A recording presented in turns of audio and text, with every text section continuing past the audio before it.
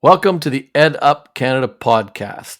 I just want to start today's episode by taking a moment to inform everybody that today's episode was recorded just days after the Minister of Immigration's announcement around changes to the student programs in Canada. We had a great conversation with Julia Christensen Hughes and myself, and you'll hear the whole episode, but we wanted to stop for a moment because I realized in listening to the episode afterwards, I don't think people understand the depth, the breadth and the value of the investments and community involvement of places like the Toronto Film School, Yorkville University that Dr. Hughes works with. So I did want to take a moment and have her come back for just to give us a bit of a perspective on what are those institutions teaching? What's the value of the Toronto Film School? What kind of investments are you making in these communities? Thanks, Michael. I really appreciate the opportunity to elaborate a bit. I think some folks would be surprised to know that we've actually existed since 1928. Originally, Yorkville University was Radio College of Canada, and I can tell you that since that time we've grown in a lot of ways. That we've made considerable investment, so over 100 million in just the last couple of years in our campuses and systems. We employ over 1,000 people in Ontario, and we're so proud of our offering and the connection to economic development in the province of Ontario, as well as across Canada. But the Toronto Film School plays a pivotal role in supporting Ontario's film, television, video game development industry, which is worth billions of dollars. And in fact, the percentage of our students who are international is quite small. At our Steeles campus, where a lot of students are pursuing undergraduate degrees, that's where we have the majority of our international students. But in total, it's less than 3,000. So we're just over 1% of the allocation of international students in Ontario. But we're so proud of our programs. We're so proud of the work that our graduates go on to do, the positive impact they have in Ontario's economy. And so, of course, this is a bit of a tricky time, right, as we're all waiting to hear about how the province is going to decide to distribute the allocations. And we're just really hoping for our fair share, given those investments. Well, it's exactly what I wanted you to come back and say a few words because those are significant numbers. And the Toronto Film School, which is a regulated career college in Ontario, privately owned, but interestingly enough, has a huge impact in that sector that has an incredible multiplier. It's a force multiplier in the community of Toronto and the whole province of Ontario in the film sector, is it not? Absolutely. And I also want to make the point, I suppose, that we're, of course, not the only ones. There's so many private career colleges in the province, some other private universities who've also made considerable investments in buildings and classrooms and curriculum and hiring and training people. And again, the graduates are essential to the province, whether you're talking about PSW workers or other skilled trades. Really important.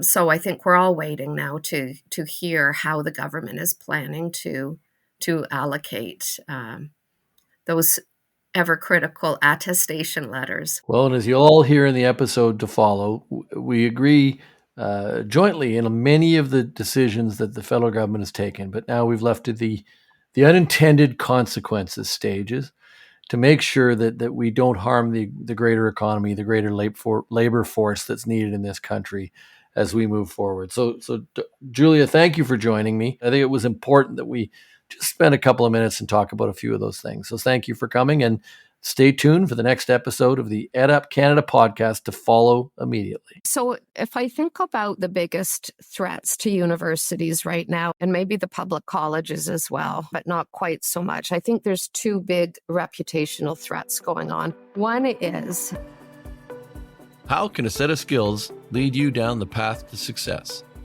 That's what we're setting out to answer on the EdUp Canada podcast. I'm your host, Michael Sangster. Join me as we unpack how leaders around the world have taken training and skills and turned that into a lasting career. Now let's learn together.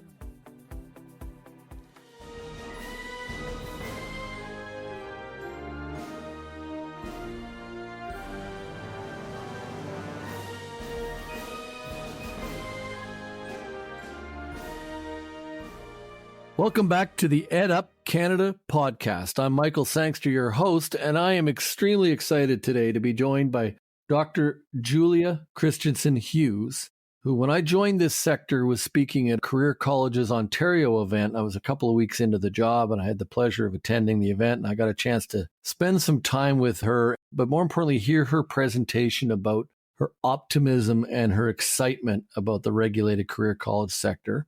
Dr. Hughes, who's going to make me call her Julia, I know that, is here for a lighthearted conversation about our sector. But as the Chinese proverb went, and you were recently quoted as saying, I think, may you live in interesting times we are living in. We are recording this episode just a few days after the government's recent announcements around changes to the international student program.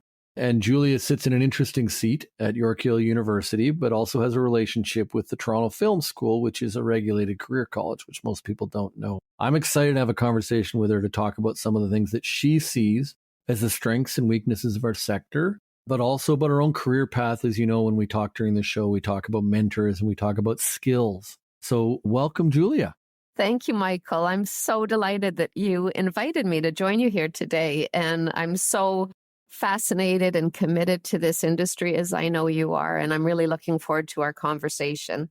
So today we're going to talk a little bit about ways that we can transform higher education. As I said, talk about the strengths of career education institutes, talk about the weaknesses, talk about some of the skills that she had learned earlier, but we can't avoid, and we're still in early days, as I said, of the government's announcement, and we're all trying to figure out what this means for our different sectors, and we're all starting to work with the provinces to figure out how they're going to manage through these new caps. But I think I got to start with the fact that I think we're generally both fairly positive and supportive of some of the actions that the government of Canada has taken over the last 6 months, whether it's around increased funding for students that they must come to Canada with, letters of attestation, once we figure that out, that could be very helpful to get rid of some of the myths that go around our sector. The current level was unsustainable as far as I'm concerned in some communities in Canada. So do you have some thoughts that you want to share based on what we've seen in the last couple of days? Thanks, Michael. Well, I absolutely agree with your point of view. I have a lot of sympathy for international students, if they come to Canada and their experience isn't what they were expecting. So I appreciate the government's concern, both at the provincial and federal level, and identifying levers that they have. Of course, in Canada, it's pretty complicated in terms of what control does the federal government have versus the provinces. But my career in higher education has spanned 35 years. And one of the, two major points I've always advocated for. One is the quality of the student experience, and the other is the concept of academic integrity. And what I'm working hard to think through is what all of this means for both of those dimensions. And I'll add, I'm a self-described educational disruptor, but I'm starting to think the system's been disrupted enough now. And We've seen a bit. Seen a bit.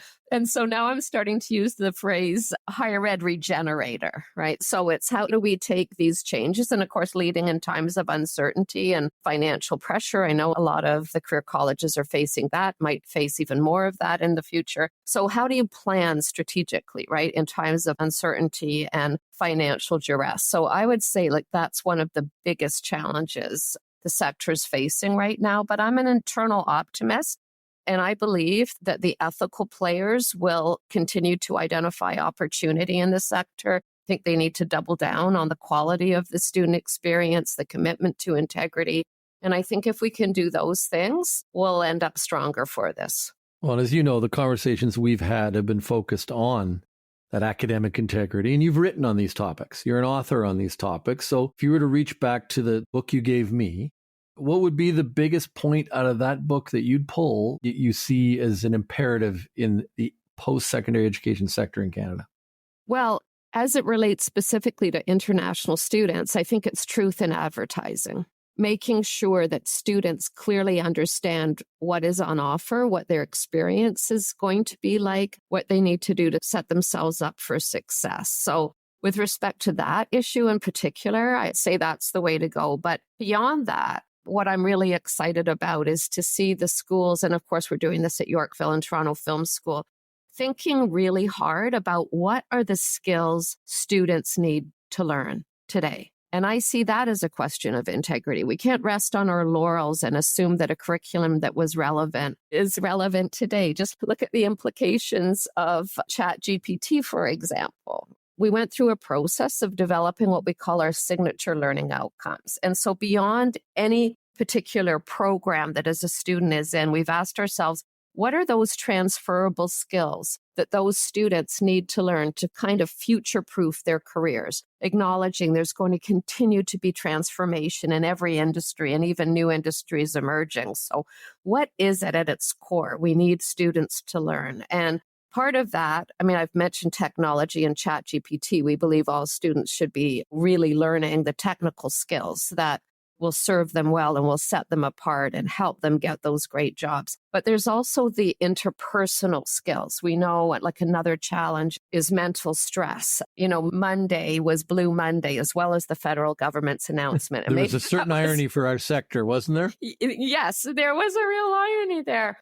But we've been thinking long and hard about, people use the word resilience, probably a little bit too much, but how do we help our students develop resilience, develop the skills they need to deal with stress, to deal with uncertainty? What we're experiencing as a sector, our students are going to continue to experience. So what are we doing to help them be critical, strategic thinkers, knowing how to network, knowing how to collaborate, knowing how to invest in themselves, their own health, physical health, mental health? All of those things will help our students lead successful lives and allow them to have the kind of impact they're aspiring to have, whether it's on a particular industry or in their communities or in their families. So we've made a really strong commitment to a list of signature learning outcomes that I'm so excited about. And of course, the implication of that is we're now having a really hard look at how we design our learning spaces, whether online or on campus. What are the pedagogies we want our faculty skilled at providing? And I'm so excited. We've committed to this concept of relentless welcome.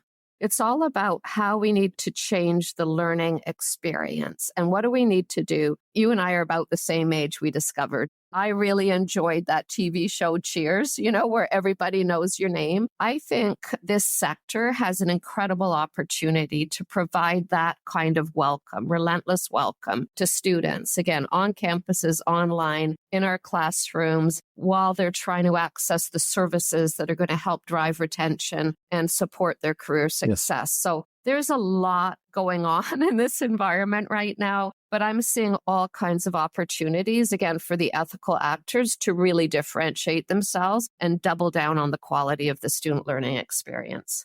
There's a lot to unpack there, but there's a few things I want to jump on. And the technology piece is one. Following your presentation at that event in Muskokas was Dr. Stephen Murgatroyd, who was on the podcast last week, and talk about a gentleman challenging the system and looking at new ways of teaching and using technology and ChatGPT. We talked about a lot of those things, but you've touched on those investments you're making. And what I find interesting about the government's decision on Monday is just a lack maybe of understanding of the value or the amount of money invested in some of these colleges and institutions and the big decisions you're making. And COVID threw everything a curveball. And this constant welcome, or the phrase you used, I really like. One of the neatest things I get from my instructors at colleges across Canada is how much they hated COVID because they didn't get to interact with people. They didn't get to shake their hand at the door. And the favorite thing, they didn't get to ring a bell.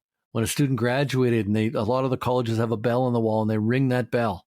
And they talk about the moment of pride. So I like that, what you're talking about there. I'm interested also in, you mentioned the truth in advertising there. So I think that is a challenge. And one of the challenges that we face is international recruiters that are recruiting that have absolutely no relationship to some of our institutions or community colleges or universities that create part of that truth in advertising problem offshore. And some of those students never come here, but they leave the bad reputation in our sector. So let me just segue over to that, because I think we both share a concern about the damage being done to our general sector. And I hear from members the last 2 days talking about what's happened to career colleges. We do great work every day, and they're concerned now that even domestic students will look differently at our institutions.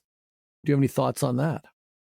Oh my gosh, so much in that. I guess one thing I'd like to do is a shout out to the Council of Ontario Universities. Just like a lot of educational groups saw this issue building, hearing the different announcements coming out of the federal government, and they put together a pledge, a commitment of steps they were going to take towards integrity as it relates to international students. And it was the entire journey of the student's experience, from integrity and recruitment through to selection, landing here, like the onboarding of the students' educational experience, career support, the whole range. And we decided to use that as an audit, to audit all of our processes. And wherever we thought we actually did quite well in all of them, there's some we were stronger than in others. We did a bit of a gap analysis. We're developing very specific plans. And one of the things that we've landed on is the need to have a more personal relationship with any agents that are recruiting students for us, so that we have our employees who are speaking to those agents directly, making sure they understand the quality of our programs, what we're trying to achieve, who's going to thrive in these programs, and just doing all of the double checks that any material coming forward, that it is not fraudulent. There's been concern about that in the system as well. So again, we're supporting the federal government's move to make sure that all of the documentation is there, that it's accurate, and additional eyes on the students who are applying. So I just think we all have to double down on these kinds of initiatives and do all we can, right? In our sphere of influence, as they say, right? Just make sure that every process we're engaged in, that we are appropriately scrutinizing and making sure we're dealing with ethical actors. As do we, and we've been working with the Department of Immigration to talk about some of those things around some programs, the things that we'd be willing to do and the things that we already do. And I think one of those issues, and I was touring a college in Toronto the other day, and we have a few that are focused on international students, but I refer to the recent IRCC data that less than 10% of student applications into Canada in the last calendar year were to private career colleges or regulated career colleges, as we say. So we don't believe we're the problem, but we do have some institutions that are focused on international students. One of them I was in Toronto the other day, and they had 400 students there. 37 countries. 37 countries. Wow, that's I think terrific. Diversity is also one of those major things we need to do. And I highlight that we've looked at what the Council of Ontario Universities is doing as well. And we all have a role to play, and we can all help do it. It is like we're all in this together and figuring it out together. And I applaud anybody who's taking that kind of approach, and we welcome it. We don't always get it in return, but we welcome it. Absolutely. Anything we can do to learn from each other. And I think by engaging in those kinds of practices, then we'll, as they say, build back better. Because I do have a concern, again, despite my support overall for the moves the governments are taking, I do have a concern about Canada's reputation on the global stage. I think there's no question that some of the comments that have been made in the media are impacting the perception of Canada as a destination for people who are seeking higher education out of their own country. And I think we're going to have some work to do in terms of a reassuring campaign for people who are choosing higher education in Canada. And we're lucky to have a partner like Global Affairs Canada with the EdUp Canada brand that does such a good job around the world. And we're going to have to lean into them even more. But let me go in a new direction here. We like to get people's own personal lives stories, a little bit of their own path. I had a great podcast that aired recently with 3 individuals, Marlene Floyd, Ginny Roth, and Kathleen Monk. And it's interesting how many of the things they have said about soft skills you just talked about at the start. So what is maybe either your greatest soft skill that you wish you learned earlier or you have, or one that you think should be included in every program, no matter where someone's learning? Because I get this from employers every single day. I don't need somebody who knows a skill. I need somebody who has to know how to do it and communicate it or work. So where would you put that one? I love this question. I don't think I can answer it simply because in my MBA and PhD, I studied organizational behavior and leadership. So I've always had this fascination at looking at any organization and asking, what is its vision, right? What is its stated purpose? But then if you look at the behavior of the people within it, where is their alignment? Where is their misalignment? And then diving into, okay, what are the systems that need to be corrected? I get very passionate about figuring that out for organizations, and that has served me so well. Every leadership role I've taken on, I've brought that kind of a mindset for that audacious goal or that why, know your why. And in doing that also, effectively engaging all the people who are part of the organization. In the case of higher ed, whether those are students or faculty or employees, and aligning not just effort, but energy and commitment. So I have so much fun doing that work. And I think those skills have served me well across multiple leadership roles. But you want to know the one that I wish I'd known at the beginning. And I can tell you what that is patience. I'm thinking back to some of my first leadership roles. Both you and I have the hospitality industry in common. And I'm thinking some of my first management roles in the hospitality industry, as well as within higher ed, when I was really young, assistant professor taking on leadership roles, not appreciating just how hard it is to change higher education. And you can do all of that analysis I described and still go nowhere. But what I learned is that if your reasoning is sound, the time will come where that idea will get through the gates and you will get that sense of success. So I'm much more patient now than I was when I was first starting out as a leader. And I always make sure that I'm pushing forward on multiple fronts at the same time, because one is going to get stuck, but another's going to go through. And ultimately, you'll get there if the thinking is sound. It's an interesting one because I've been quoting Tom Hanks recently, and this actually came up on the last edition. This too shall pass. And he was, I believe, sitting with Robert De Niro and some other actors. And he said, this too shall pass. He wished he had known that. Exactly. And they asked him what he meant. He went, well, when you think you're on top of the world, this too shall pass. And when you think you're at the bottom of the world, this too shall pass. So it's a different kind of twist on it, but I thought it was a really neat perspective. When you're at the highs, remember you will be at the lows, and just kind of ride through all those things. It's a really good reminder of the old, when you're on the way up, be nice. It's a different version of patience. Absolutely. And I think it is something that we can teach. Yeah, so let's talk about, maybe go back to a little bit about the reputational sector. You're in an interesting place. You have an association with the Toronto Film School, but you're at Yorkville University. What do you think is maybe the biggest reputational issues that post-secondary education faces in Canada today? Beyond the international student issue? Let me start it off with a funny comment. At no point in my career did I have on my bingo card that I'd be the CEO, the National Association of Career Colleges. I didn't know what they were until I kind of recruited to take a look at this role. And I got into one of their graduation ceremonies. I looked around and I thought, wow, there are families changing lives here today. And to see someone graduate for the first time of probably anyone in any generation of that family and get a degree. And that got me, I've got to go become a fierce advocate for this. And it's funny, you talked about patience. It's a little tough this week to have patience when you're getting hit, but man, you just take the optimism and you keep on going. So that's kind of mine these days. Exactly. And you make better decisions.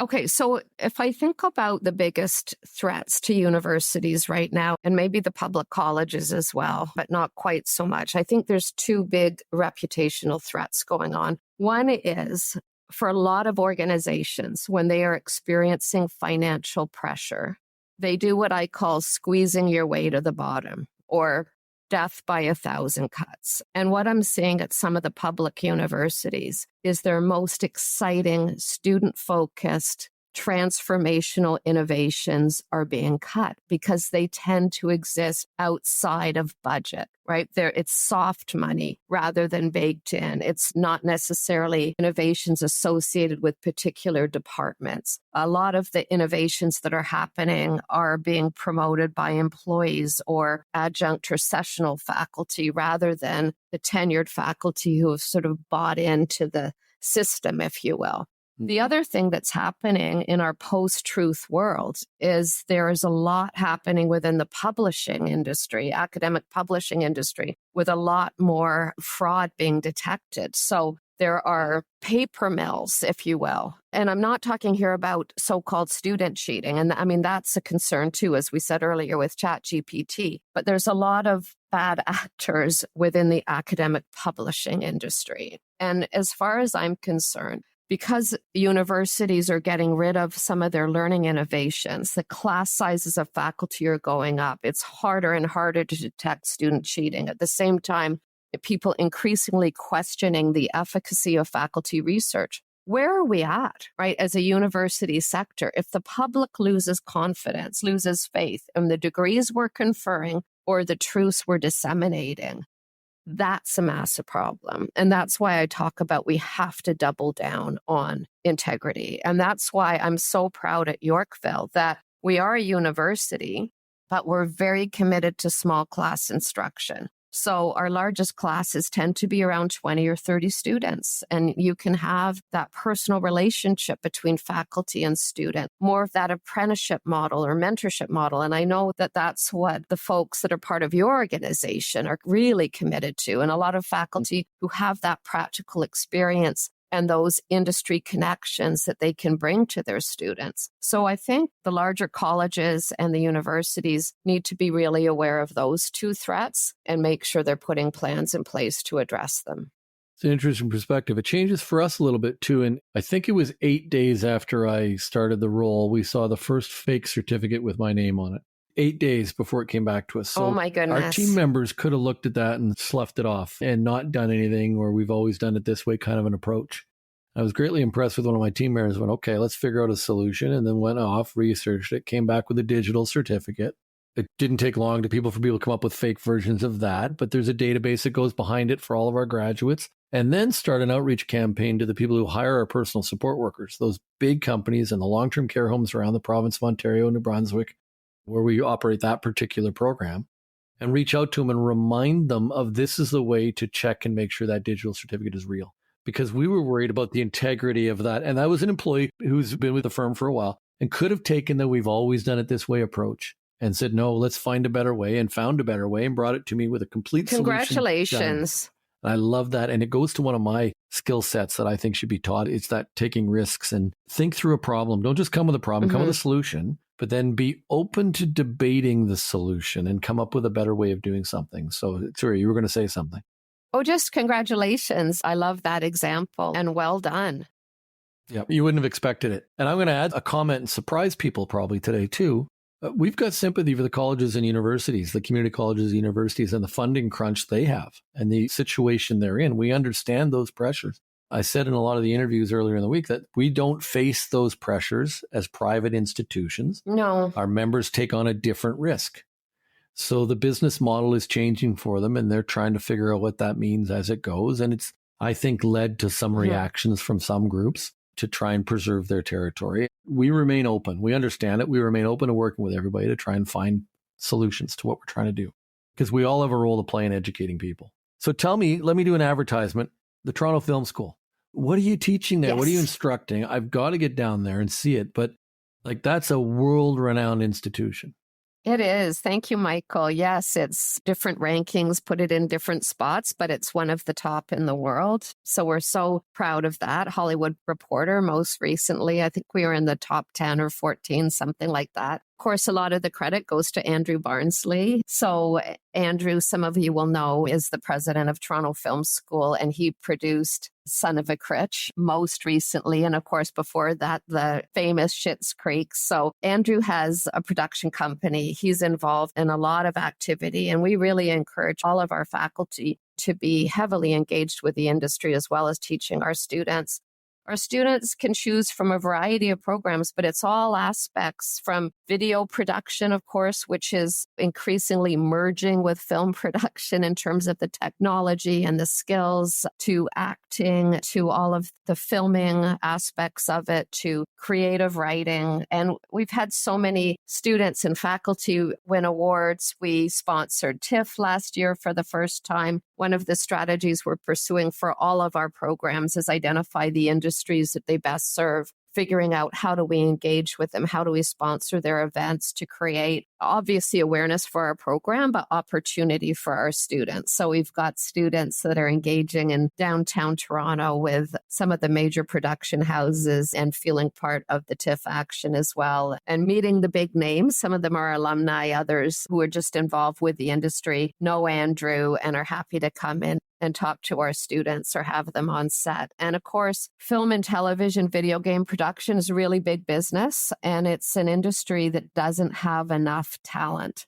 One of the challenges we have is trying to convince families when their teenagers or their adult children are thinking about education post high school that this is an incredible industry with such exciting opportunities, a real creative outlet. It's a terrific program. I can tell you you mentioned convocation. It is the loudest convocation across all of our convocations. The students so excited, their families so proud, and the impact that they're aspiring to make as storytellers. So one of the things that is common across all of our programs, whether at Toronto Film School or Yorkville, we talk to our students about making a powerful difference in the world. And for Toronto Film School, it's making a powerful difference through storytelling. So what are those stories that you want to help bring to life that are going to have a positive impact on society? And those students are so excited to have learned the skills that they've learned from really caring, engaged faculty. The hugs on the stage are unbelievable. Well, and then I could go down the road to Metalworks and see their audio production call. It's another regulated career college like the Toronto Film School is, which people don't know. And then I could go down the road to a college that's just training 40 or 80 personal support workers at a time to go into long-term care. It's such a vibrant sector, and I wish more people would walk in the front door before they judge us. Toronto Film School has that brand, but Algonquin Career Academy here in Ottawa, I spoke at their graduation, and I think it was 600 grads that day in the room, and incredibly diverse crowd of people, and the emotion in that room, and to see them all go on and become, and there was about 7 or 8 different classes, from pharmacy technicians to personal support workers to executive assistant type roles. It was an incredible mix of people. And I wish before people judge us, they'd have a better understanding of who we are and what we're doing. Because I was very honored this week that right after Minister Miller made his announcements, and again, I repeat, we're both fairly supportive of the actions he's taken. Minister Dunlop immediately reached out to meet because she wanted to show her commitment to our sector. Her staff wanted to make sure that people knew that we're an important part of building the workforce in Ontario. And we get that across the whole country. Well, absolutely. And of course, Ontario is looking at how do they align the allotted spots for international students with a direct connection to the workforce, to labor force needs in the province, to make sure that all students have the opportunity to learn the skills they're going to need to lead to rewarding careers. And people don't realize the level of regulation these career colleges are under. Yeah, absolutely. Including in many cases, the need to prove a workforce need before a program is approved to operate. And including reviews in many of the provinces where governments are coming back every year going, is there still a need? I had an interesting conversation in Atlantic Canada province the other day where one department was encouraging people to come work in that province remotely for jobs around the country. Come here, it's beautiful. But to train for some of those roles, you had to prove a local job force need. So we had to align those two groups, and they went, you're right. And all of a sudden we could change the rules because we could prove they could work from that small town by the ocean and do a job in Vancouver. So there's so much change, and I welcome that. So let's finish strong. We always like to ask people. And let me just say before I ask the question, thank you for your own friendship, because you reached out, we've chatted. This is not the easiest role to jump into, the easiest sector to come in blind from. But I think in many ways it helped me because I came with no preconceptions about the sector and the other levels of education. But you were a friend and made time, and it's greatly appreciated. Your greatest mentor, the one that changed your path, it doesn't have to be one, but just someone who had that impact on you, because we were encouraging people by a skills conversation, but also mentoring conversations here about how they can find their way. And again, it's unique for you because it could be to a university or it could be to a career college. Well, Michael, first of all, I just want to say congratulations for your leadership. I can see the impact that you have had. So I think you've done a terrific job climbing up a pretty steep learning curve. So well done. Thank you. So my mentor, I knew you were going to ask this question. And so obviously I was giving it a lot of thought. And I actually came up with a professor that I first had in 3rd year when I was studying business. I was in the hospitality program at the University of Guelph, earning my Bachelor of Commerce degree. And he taught in 3rd year. And why I considered him a mentor, first of all, he taught using a highly engaging method, the case method. He was the first professor I'd had that I felt really tapped into my brain, really made me think critically, be well prepared for class, learning how to articulate, support my perspective, debate. And I had so much admiration for his approach. And then he hired me as a research assistant. And then I got pretty passionate about research. And he advised me on my first job out of school to go into a line management position. So that's how I got hired on at Keg Restaurants as an assistant manager and cut my teeth in that industry before I went back to school at Schulich, did my MBA, PhD. But then it was John who said, we've got an opening for an assistant professor in the hospitality school at Guelph. It's perfect for you. And so he also really opened the door for my first academic role. And I thought I wanted to share that story because I've had other mentors, obviously at other points in my career, but just to show the power of the teacher, the power of the faculty member. By engaging your students, you just have no idea about the incredible impact you could have on that student's life. Like, I honestly don't think I would currently be a president of a university or formerly a dean of a business school or before that other leadership roles I've had if it hadn't been for the influence he had on my life. And I bet he had no idea, right, when he's choosing and engaging pedagogy, the ripple effect that that can have. So I think that's something for all of us to reflect on. Every day we have the opportunity to impact people's lives beyond anything we could imagine. And so that was the story that I wanted to end with. I love it. It's interesting how each episode we finished with that. I've thought of a different individual based on other people's comments. We don't have one mentor. Yeah, we don't have one mentor. No. And I got to tell you a little quick funny story from the last group we had. The three ladies, they're all friends of mine, but very involved politically. And we talked about some things in a Return to Parliament episode. But their skill set, one of their skill sets from Marlene Floyd was don't be a jerk. And it started our episode and we said we were going to get t-shirts made, but it was a really good, like, understand the people around you. And we got talking about empathy. And in a way, that's another way of mentoring. If you're empathetic and you're aware, you're mentoring and you're helping someone else. We've all had that person who's understood. And I've been a jerk sometimes and I've been a good guy. Like, we all go through bad days too, right? And it was a really good conversation. So I'll finish on that because I think we're going to make that a theme of every episode now. We're joking around getting the shirts made, as I said. I greatly appreciate, as I said, your friendship, but your leadership and your openness. And you had a room full of people very engaged. So you probably have the same skill set that your mentor did when you spoke at that conference. And we were all very interested in you. It was a masterclass with you and Dr. Murgatroyd, talking about where the sector can go and things that we could do. And I've appreciated, as I said, your friendship, your openness to talk. And I look forward to seeing you again soon. So Julia, thank you for joining us. And maybe we'll get together in a month or so with some more people on here and talk about the ramifications of what's happened with the announcements and how it's played out, because we're both optimistic it will work out in some manner that benefits all. Absolutely. Thank you, Michael. It's been a delight. Thank you, everybody. I look forward to seeing you all again next week with the next episode of the EdUp Canada podcast. Thanks for listening to another episode of the EdUp Canada podcast. We release new episodes regularly, so make sure you hit that subscribe button so you know when they are officially out. If you love this episode, please leave a 4- or 5-star review wherever you listen to your podcasts so that others can also discover how a set of skills can lead to success. Thanks for learning with us.